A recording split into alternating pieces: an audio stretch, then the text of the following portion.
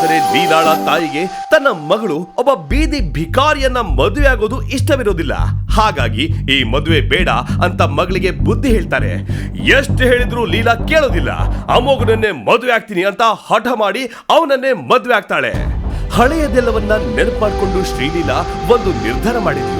ಕೂಡಲೇ ಶ್ರೀಲೀಲಾ ಅಮ್ಮನ ಜೊತೆ ಮಾತನಾಡಿ ಅಮ್ಮನ ಮನೆಗೆ ಶಿಫ್ಟ್ ಆಗ್ತಾಳೆ.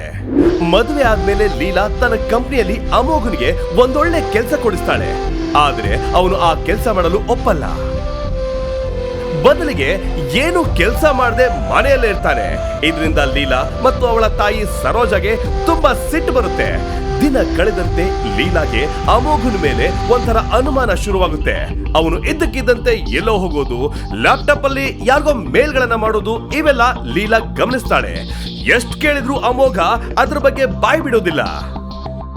ಮದುವೆ ಆದ 6 ತಿಂಗಳ ಒಳಗೆ ಲೀಲಾಗೆ ತಾನು ಅಮೋಘನನ್ನ ಮದುವೆ ಆಗಬಾರ್ದಿತ್ತು ಅಂತ ಅನಿಸಲು ಶುರುವಾಗುತ್ತೆ. ಅವಳು ತನ್ನ ತಾಯಿ ಜೊತೆ ಸೇರಿ ಯಾವಾಗ್ಲೂ ಅವನನ್ನ ಹೀಯಾಳಿಸೋದು, ಮನೆ ಕೆಲಸಗಳನ್ನ ಮಾಡಿಸೋದು, ಹೀಗೆ ಎಲ್ಲಾ ತರದ ಅವಮಾನಗಳನ್ನ ಮಾಡಿಸ್ತಾಳೆ. ಇಷ್ಟಾದ್ರೂ ಅಮೋಘ್ ಬುದ್ಧಿ ಕಲಿಯೋದಿಲ್ಲ. ಒಂದು ದಿನ ಮಧ್ಯಾಹ್ನ ಅಮೋಘ್ ಮನೆಯಲ್ಲಿ ಸೋಫಾ ಮೇಲೆ ಕೂತಿದ್ದಾಗ ಸರೋಜಾ, ಲೇ ವಿಕನಾಸಿ, ಏನೋ ಮಹಾರಾಜನ್ ತರ ಸೋಫಾ ಮೇಲೆ ಕೂತ್ಕೊಂಡಿದ್ಯಾ? ಹೋಗ್ ಬಾತ್ರೂಮ್ ತೊಳೆಯೋ.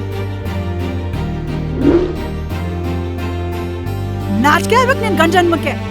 ಒಂದ್ ನಯ ಪೈಸಾ ದುಡಿಯೋ ಯೋಗ್ಯತೆ ಇಲ್ಲ. ಈ ಕೆಲ್ಸನಾದ್ರೂ ನೆಟ್ಟಗ್ ಮಾಡೋ ಅಂತ ಹೀಯಾಳಿಸ್ತಾರೆ. ಅವರ ಮಾತಿಗೆ ಅಮೋಘ್ ತಲೆ ಕೆಡಿಸ್ಕೊಳ್ದೆ ಬಾತ್ರೂಮ್ ತೊಳೆಯುವಾಗ ಅಮೋಘನ್ಗೆ ಯಾರೋ ಕಾಲ್ ಮಾಡಿ,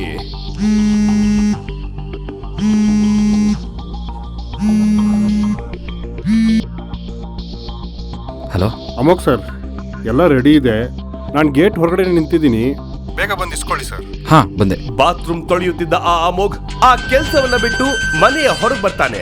ಆಗ ಒಬ್ಬ ವ್ಯಕ್ತಿ ಬಂದು ಒಂದು ಬಾಕ್ಸ್ ಅನ್ನ ಅಮೋಘನ್ ಕೊಡ್ತಾನೆ. ಇನ್ಮೇಲೆ ಇಲ್ಲಿ ಬರಕ್ ಹೋಗ್ಬೇಡ, ಮೊದ್ಲೇ ನನ್ ಮೇಲೆ ಅನುಮಾನ ಬಂದಿದೆ, ಹೊರಡಿಲಿಂದ ಅಂತ ಹೇಳಿ ಆ ವ್ಯಕ್ತಿಯನ್ನ ಕಳಿಸಿ ಮನೆಯೊಳಗೆ ಬಂದಾಗ ಅಲ್ಲೇ ಇದ್ದ ಲೀಲಾ, ಯಾರೋ ಅದು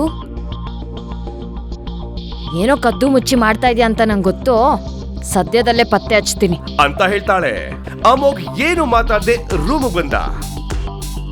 ಅಬ್ಬಾ ಸದ್ಯ ಬಾಕ್ಸಲ್ಲಿ ಏನಿದೆ ಅಂತ ತೋರಿಸು ಅಂತ ಹೇಳಿಲ್ವಲ್ಲ ಅಂತ ಮನಸ್ಸಲ್ಲೇ ಹೇಳ್ಕೊಂಡು ಸಮಾಧಾನ ಪಡ್ಕೋತಾನೆ.